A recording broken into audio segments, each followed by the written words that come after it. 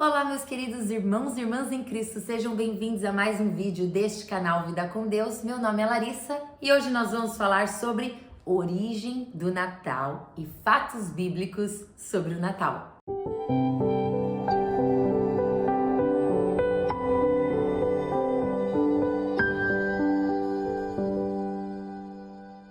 Teve Natal uma origem pagã ou foi sempre uma data cristã?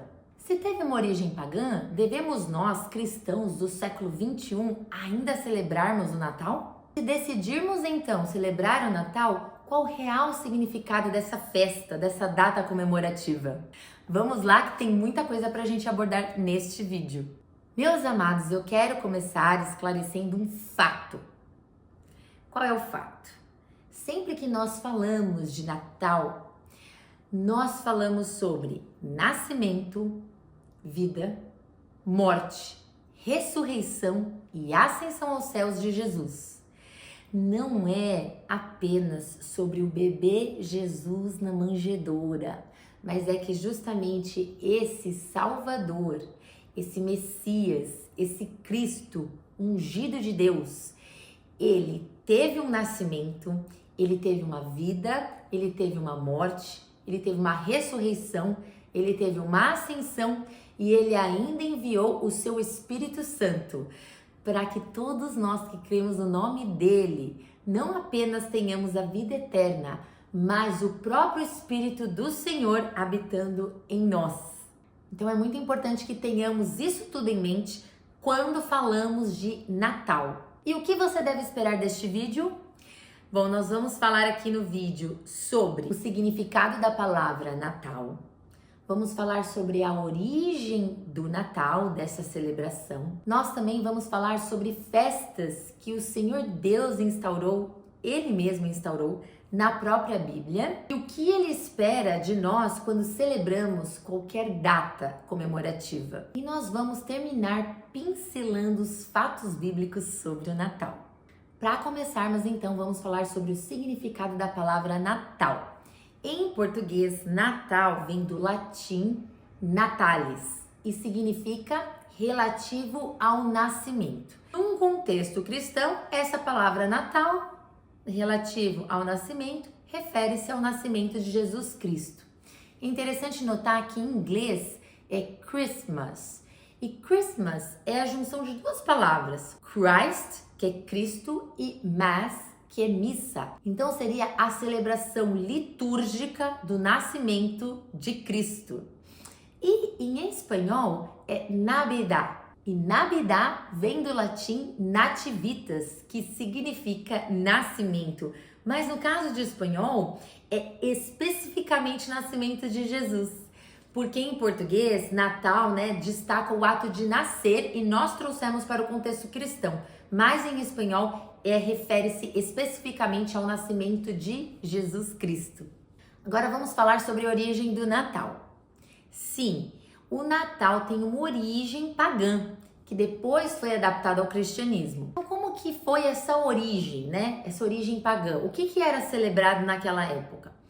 Os povos, muitas culturas, muitos povos do hemisfério norte, Hemisfério norte é tudo que está acima da linha do Equador. Para baixo é o hemisfério sul, onde está o Brasil. E para cima o hemisfério norte. Principalmente os povos que estão ainda mais ao norte, onde é bem frio, eles comemoravam, celebravam o solstício do inverno. O que é o solstício? Temos solstício de inverno e solstício de verão. O solstício de inverno, ele marca o dia mais curto do ano e também marca o início da estação inverno. E o solstício de verão, ele marca o dia mais longo do ano e o início da estação verão. O solstício do inverno, ele tem uma curiosidade, ele não só marca esse dia mais curto do ano e o início da estação inverno, como a partir do solstício do inverno, é o ápice, É o dia mais curto do ano. Depois desse dia, teremos a cada dia que passa mais luz solar novamente, até chegarmos no dia mais longo do ano, que vai ser o solstício do verão. Então, é como se no inverno alcançamos o ápice do dia com menos luz solar, com menos incidência de luz solar na Terra, E depois desse dia, então, a cada dia voltamos a ter um pouquinho mais de luz solar até chegarmos no solstício do verão. Isso no Brasil, né, não é muito evidente, né, porque a variação é menor de luz solar.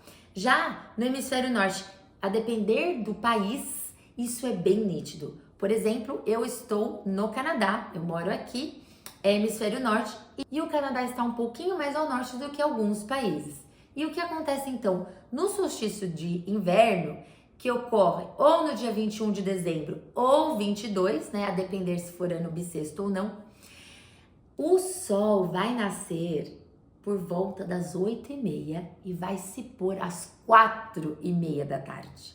Então vejam que é pouca luz do sol. O dia fica curtinho, né? Ele começa tarde e ele termina cedo. No verão aqui já é o oposto, né? No solstício do verão, que o dia mais longo, o sol vai nascer por volta das 5h30 da manhã e vai se pôr às 10 horas da noite. Imagina só o tamanho que tem esse dia, né? O quanto de claridade de luz solar que nós temos. Então vejam, quando uma cultura passa por isso, né, de um sol, né, começar ali por volta das 8, 9 da manhã e se pôr perto das 4 da tarde, quando chegamos no solstício do inverno, então, que vai marcar esse dia mais curto, e depois nós entendemos que não vamos mais ladeira abaixo, mas só ladeira acima, cada dia tendo um pouquinho mais de luz solar, é motivo de celebração. E o povo romano, por exemplo, aproveitava justamente esse período para celebrar o festival romano de Saturnália, em honra ao deus com letra minúscula Saturno, e também a festa do Sol Invictus, que significava o quê? Sol invencível, justamente marcando o retorno do sol e dias mais longos. E essas festas, elas aconteciam entre 21 a 25 de dezembro. E como eles celebravam? Com banquetes, com troca de presentes e rituais. Como que aconteceu então a adaptação cristã? O cristianismo, ele estava se espalhando por todo o Império Romano, muito disso devido às viagens missionárias de Paulo, né? Então ele estava se espalhando pelo Império Romano e aí a igreja achou por bem adaptar essas datas e essas tradições populares para facilitar a aceitação da nova fé. E isso aconteceu no século IV, né? Então seria nos anos 300, faz muito tempo. E foi então que eles determinaram que os cristãos celebrariam o Natal, justamente coincidindo com essas outras festas e celebrações. E o que seria celebrado? Seria celebrado o nascimento de Jesus, então, no dia 25 de dezembro.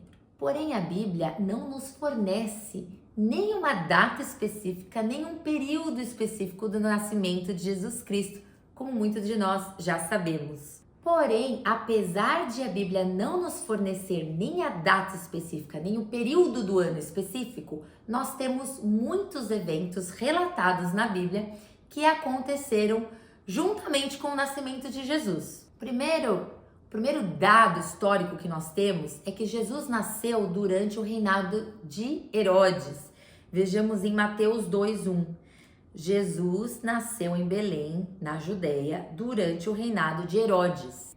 Também sabemos que pertíssimo do nascimento de Jesus teve o censo de Quirino, que era o governador da Síria, porque Lucas nos relata em Lucas 2:1-2. Naqueles dias, o imperador Augusto decretou um recenseamento em todo o Império Romano, e esse foi o primeiro recenseamento realizado quando Quirino era governador da Síria. Vejam só, no 3 agora, todos voltaram à cidade de origem para se registrar, né? Então, teve esse recenseamento, as pessoas tinham que ir até a cidade de origem para se registrar, e por ser descendente do rei Davi, José viajou da cidade de Nazaré da Galileia para Belém, na Judéia, terra natal de Davi, levando consigo Maria, sua noiva, que estava grávida. E estando eles ali, chegou a hora de nascer o bebê. Parar por aqui. Foi justamente nesse período desse recenseamento de Quirino, que era governador da Síria, que José então precisa, juntamente com Maria grávida, precisam ir à cidade de Belém, na Judéia, para que José se registre nesse recenseamento. Então é outro dado histórico, fato histórico que nós temos do período em que Jesus nasceu. Outra coisa que a gente sabe é que os pastores, né, que presenciaram o nascimento de Jesus, né, eles estavam cuidando, né, vigiando os rebanhos. Então alguns estudiosos dizem que se esses rebanhos estavam ali durante a noite, né, expostos, né, ao ar livre, provavelmente não era durante o inverno, porque o inverno da Judéia era muito rigoroso. Então, provavelmente era numa estação um pouco mais amena, como a primavera, por exemplo. Porque lembremos que a Judéia fica no hemisfério norte. E no hemisfério norte, 25 de dezembro é inverno. Invernão, acabou de começar oficialmente o inverno.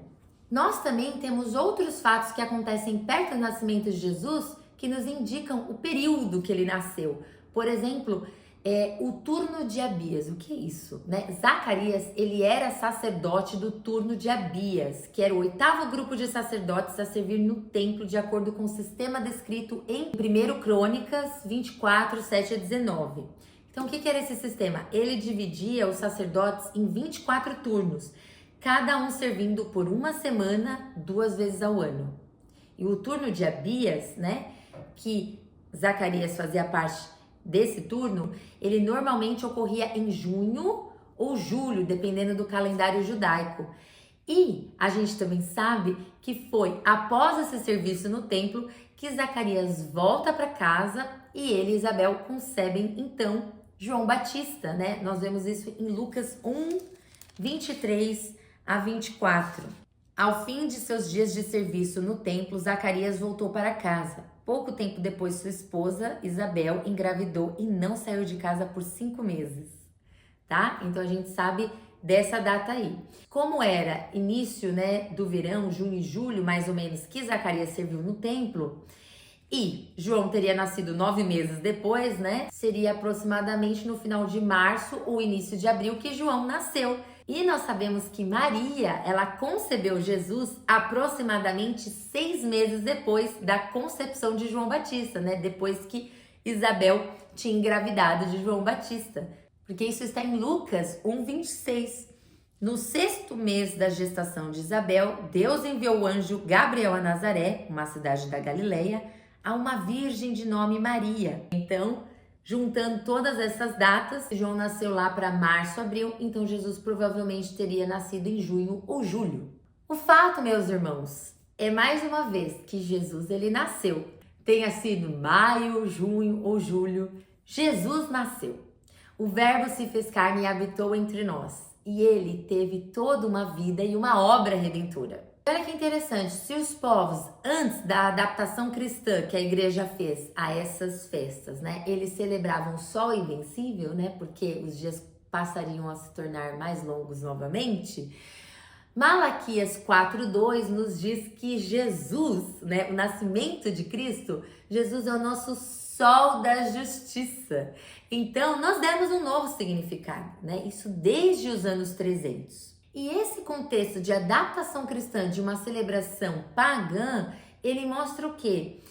Que o cristianismo buscou transformar elementos culturais em oportunidades de evangelismo e celebração. E hoje em dia, meus amados, é uma oportunidade também de evangelização, mas de nós revisitarmos todas as passagens concernentes ao nascimento de Jesus e entendermos, mais uma vez, qual foi o impacto do nascimento de Jesus, desse verbo ter se feito carne, do próprio Deus ter habitado entre nós.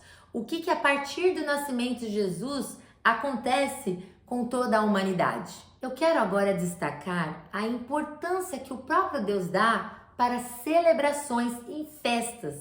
Tanto é que ele o faz inúmeras vezes. Vamos ver. Ele instituiu a Páscoa judaica, Pessach, que era para lembrar a libertação do Egito. Então, ele instituiu essa festa ao povo judeu para que toda vez que chegasse aquela data, aquele período do ano, eles se lembrassem que foram libertos da escravidão do Egito. E essa a instituição a celebração da Páscoa, a gente encontra em Êxodo 12, 24 a 27. Nós também temos a instituição da festa dos tabernáculos, né? Sukkot, que eram as festas das tendas, pode ser tenda ou tabernáculo, dependendo da tradução, que era para relembrar o período no deserto em que Deus fez todo o povo judeu habitar em tendas. Nós temos também a festa das primícias, que é Shavuot, para celebrar a provisão de Deus, né? A festa dos tabernáculos nós encontramos em Levítico 23, 42 a 43. Essa festa das primícias, que era para celebrar a provisão de Deus, em Levítico 23, 21. E também temos a festa das trombetas, né? Rosh Hashanah, que hoje em dia é o Ano Novo Judaico, e o Dia da Expiação, Yom Kippur, né? Que também são destacadas em Levítico 23. Olha só, e essas duas últimas festas, né, das trombetas e o Dia da Expiação, eram momentos solenes de arrependimento e lembrança. O que Deus quer com tudo isso? O que Deus quer com todas essas celebrações e essas festas, né? Por que Ele instaura festas? Ele fala, vocês vão celebrar essa festa para relembrar disso e para celebrar isso, tá? Porque nós nos esquecemos. Porque nós temos uma forte tendência a nos esquecermos das coisas, né? Quando eu cheguei aqui no Canadá, eu me lembro muito de uma pregação que eu ouvi que dizia assim, o título nós precisamos nos lembrar porque nós tendemos a nos esquecer. Gente, isso é tão verdadeiro. Por que a gente precisa se lembrar? Porque a gente se esquece e Deus tanto conhece o nosso coração e sabe de todas as coisas que Ele instaura e estabelece festas, comemorações, e não só festas e comemorações, mas Ele pediu muitas vezes para que memoriais, monumentos, altares fossem erguidos em nome dele, para que não só aquele povo celebrasse, né, a vitória ou o livramento ou a proteção, como servisse para contar para gerações vindouras o que Deus tinha feito. Ou seja, para que eles não se esquecessem, não só eles se esquecessem, como as gerações vindouras também se lembrassem e também pudessem conhecer o que Deus tinha feito para as gerações passadas.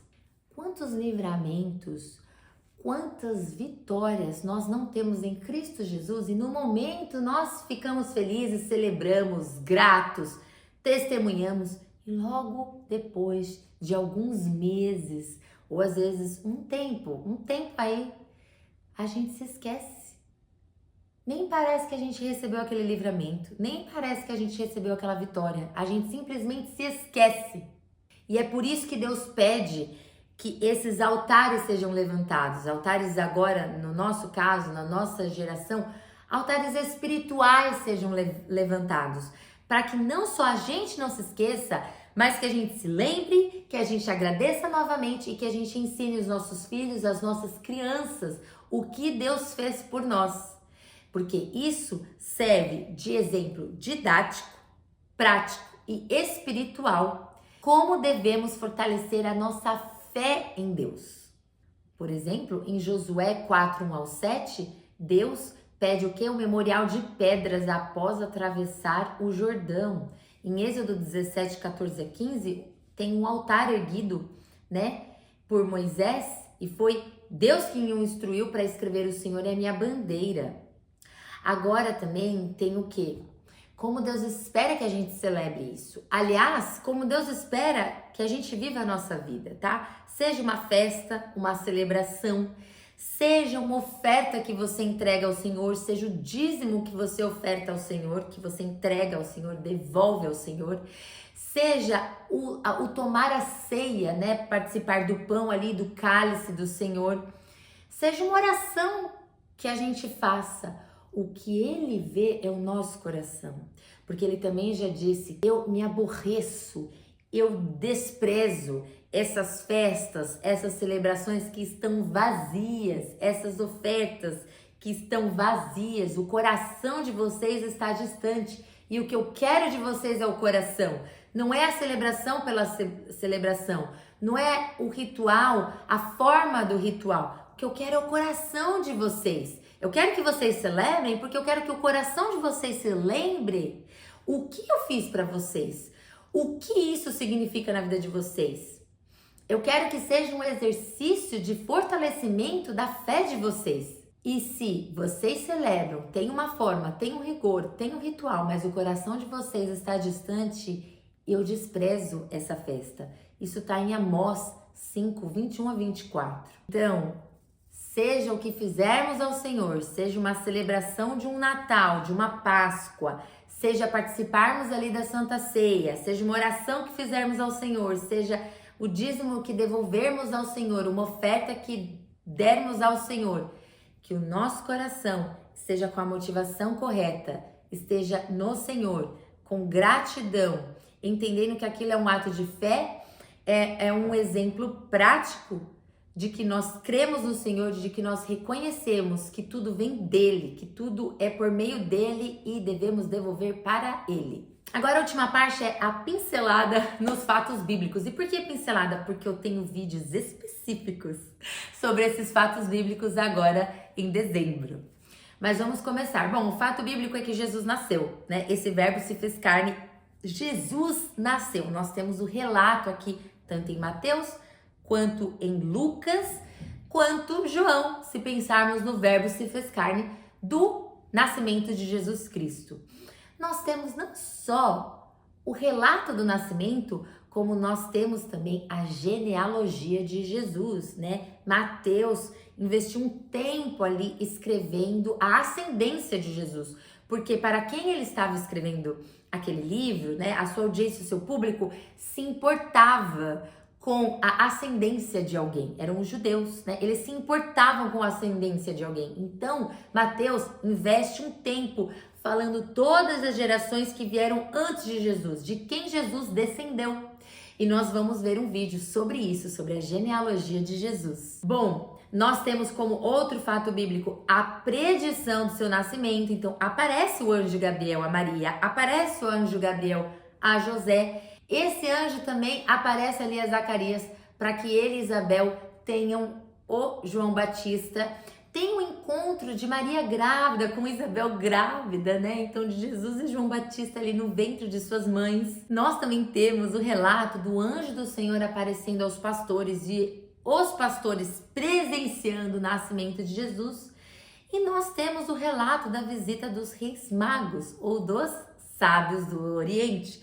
Nós veremos tudo isso em vídeos futuros aqui, agora mesmo em dezembro. Bom, meus amados, o Natal é uma oportunidade que nós temos, cristã, de revisitarmos todos os elementos do nascimento de Jesus, todos os eventos que aconteceram ali concomitante ao nascimento de Jesus. É uma oportunidade que nós ainda temos de nos lembrar que o nosso Salvador precisou vir a esta terra em forma humana. E para que isso acontecesse, uma virgem precisou engravidar, tá? Precisou dar à luz e ele nascer no lugar onde ele nasceu, com as condições em que ele nasceu, tendo a presença das pessoas que estavam ali, que eram os pastores. Vamos aprender um pouquinho sobre isso. E ele precisou crescer depois, ele precisou ter uma vida, ele precisou ter um ministério. E ele foi até a morte de cruz, e teve a ressurreição. Ele venceu a morte, ele ressuscitou. Ele passou ali com os discípulos 40 dias e depois ele ascendeu aos céus. E depois ainda ali em Pentecostes ele enviou do seu Espírito. Então, o Natal é uma oportunidade de nós lembrarmos que o nosso Salvador, ele é 100% Deus, mas ele também foi 100% homem enquanto ele estava aqui nesta terra. E, meus amados, é muito interessante que, assim como tentam, né, fazer uma data cristã virar uma data completamente pagã, tentam apagar Jesus do Natal. Infelizmente, muitos cristãos estão achando que nem devem comemorar o Natal, porque não foi desde o início uma data cristã, ou porque Jesus não nasceu em dezembro. Meus amados, vejam só, a Páscoa aconteceu. Jesus, ele foi morto no dia em que o povo judeu, do tempo dele, estava oferecendo aquele cordeiro sem mácula, o cordeiro sem defeito, né? Estava sacrificando, né? O sangue daquele cordeirinho saindo ali do cordeiro sem defeito. Um sacrifício a Deus. Ele foi o nosso próprio sacrifício. O sangue dele foi vertido por nós, tá? E depois de 3 dias ele ressuscitou. Ele venceu a morte, né? A pedra ali foi rolada. Ele viveu. Ele viveu e esteve com muitos até a sua ascensão aos céus. O Senhor Deus não nos instruiu a como celebrarmos a nossa Páscoa cristã. Ele instruiu e instituiu a Páscoa judaica, que a gente tem acesso aqui em Êxodo, que nós lemos. Ele não fez isso com a Páscoa cristã. E não é por isso que ele não quer que a gente celebre a Páscoa cristã. E não é por isso que ele não quer que a gente se lembre da morte sacrificial de Jesus. Pelo contrário, essa é a maior lembrança e comemoração que nós podemos ter. Que ele veio e que ele viveu e que ele morreu, porém ele ressuscitou. Essa é a nossa salvação. Essa é a expressão maior do amor de Deus por nós. E nós precisamos celebrar. E hoje em dia, quando falamos em Páscoa, a gente pensa em coelho, chocolate e ovo de Páscoa. Às vezes, mesmo num contexto cristão, pouco é mencionado sobre a morte e ressurreição de Cristo. Nós não podemos perder essa oportunidade. Nós temos que celebrar a Páscoa e temos que viver isso, evangelizar as pessoas ao nosso redor, dizendo o que nós fazemos na celebração da Páscoa e os nossos filhos, as crianças da nossa família, a geração vindoura. E nós devemos fazer isso com o Natal também. É uma oportunidade de que esse Jesus que morreu e ressuscitou, ele precisou nascer. E ele nasceu no contexto que ele nasceu. Ele não nasceu dentro de um palácio, ele nasceu dentro de uma caverna, né? Ele nasceu nessa caverna que era a estrebaria da época, né? Que era fria, era escura, era suja. Ele nasceu nessa manjedoura, né? Vou até mostrar para vocês no vídeo sobre essa parte do nascimento, como que era uma manjedoura daquela época, né? Então, ele teve esse nascimento. Quem presenciou o nascimento foram os pastores.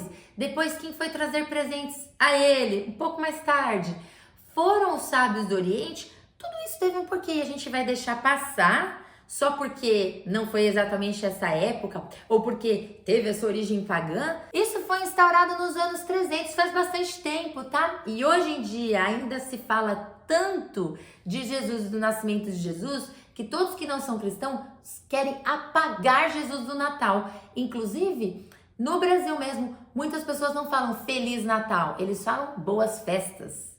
Porque Natal remete a nascimento, que remete a nascimento de Jesus.